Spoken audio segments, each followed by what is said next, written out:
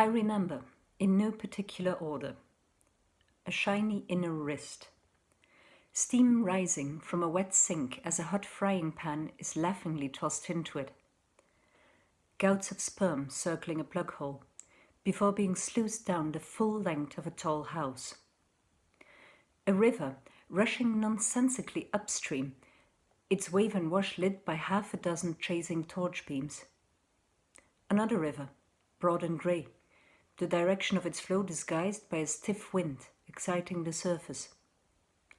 Bathwater, long gone cold behind a locked door.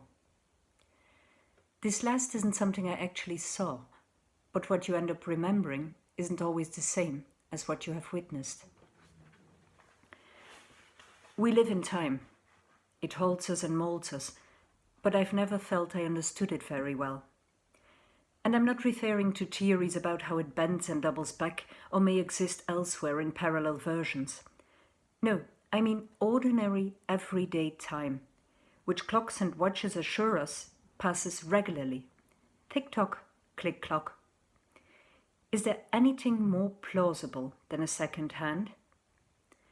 And yet it takes only the smallest pleasure or pain to teach us time's malleability. Some emotions speed it up, others slow it down. Occasionally it seems to go missing, until the eventual point when it really does go missing, never to return.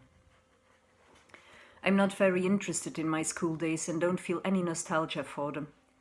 But school is where it all began, so I need to return briefly to a few incidents that have grown into anecdotes, to some approximate memories which time has deformed into certainty. If I can't be sure of the actual events anymore, I can at least be true to the impressions those facts left. That's the best I can manage. There were 3 of us, and he now made the 4th. We hadn't expected to add to our tight number. Cliques and pairings had happened long before, and we were already beginning to imagine our escape from school into life. His name was Adrian Finn, a tall, shy boy who initially kept his eyes down and his mind to himself. For the first day or 2, we took little notice of him.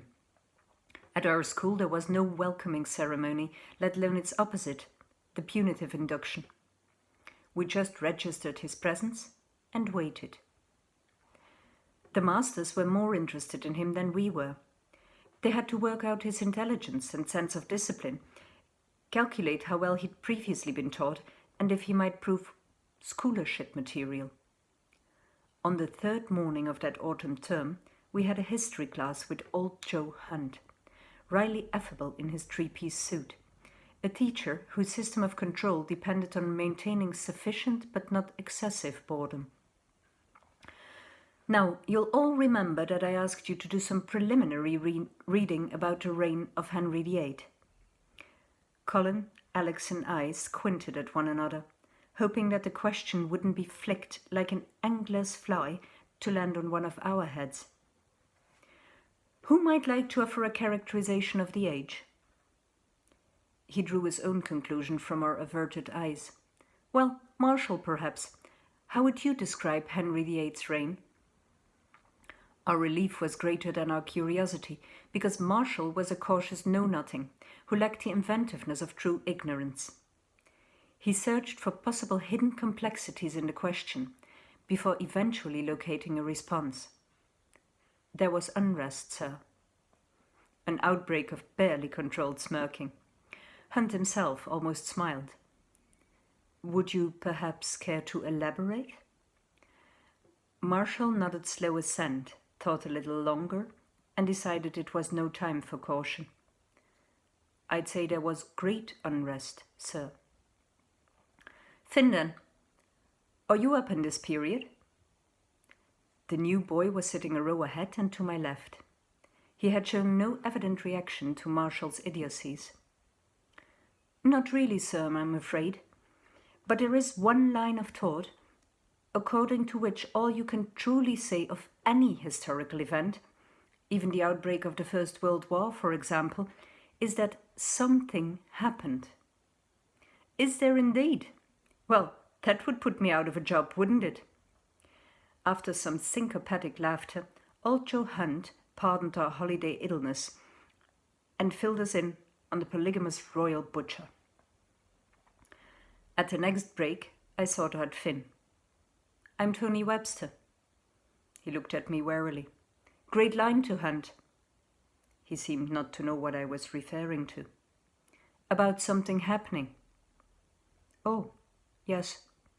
I was rather disappointed he didn't take it up. That wasn't what he was supposed to say. Another detail I remember. The three of us, a symbol of our bond, used to wear our watches with the face on the inside of the wrist. It was an affectation, of course, but perhaps something more. It made time feel like a personal, even a secret thing. We expected Adrian to note the gesture and follow suit, but he didn't.